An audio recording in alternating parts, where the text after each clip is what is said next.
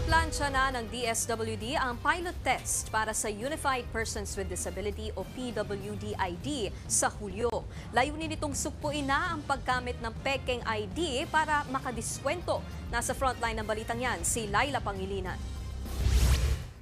Kamakailan lang nang maipaulat ang talamak na paggamit ng pekeng PWD o Persons with Disability ID para makakuha ng discount, gaya sa mga restaurant. Pero mapipigilan na yan sa ilulunsad na Unified PWD ID ng Department of Social Welfare and Development. Layunin itong masiguro ang tamang pagkakakilanlan ng persons with disability sa buong bansa sa pamamagitan ng centralized database. Mula Hulyo hanggang Disyembre ngayong taon, magsasagawa muna ng pilot test ng Unified PWD ID sa 32 LGU. Katumbas yan ng nasa 200,000 kapatid nating PWD. They can real-time check if verified or not verified ang issued digital or physical ID to the persons with disability.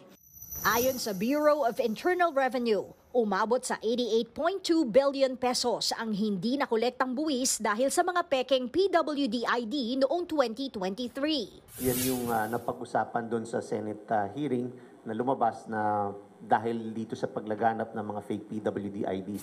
Ikinatuwa naman ng mga business establishment ang pagpapatupad ng Unified PWD ID. Para hindi naman nila madaya yung mga ibang gaya sa amin, ma'am, na nabibigay ng mga discounted like sa mga PWD, ma'am. Pabor din dito mismo ang may physical disability na si Josie. Para at least maiwasan din yung pagdududa. Oo. Masakit sa kalooban, lalo na parang tingin sa'yo, parang nagkukunwari ka lang na may kapansanan. Bagamat kailangang mag-re-apply ulit ng lahat, libre ang application. Siniguro rin ng DSWD na habang hinihintay ang physical PWD ID, pwede nang i-avail ang mga benepisyo nito gamit ang digital ID na agad-agad ding magagamit.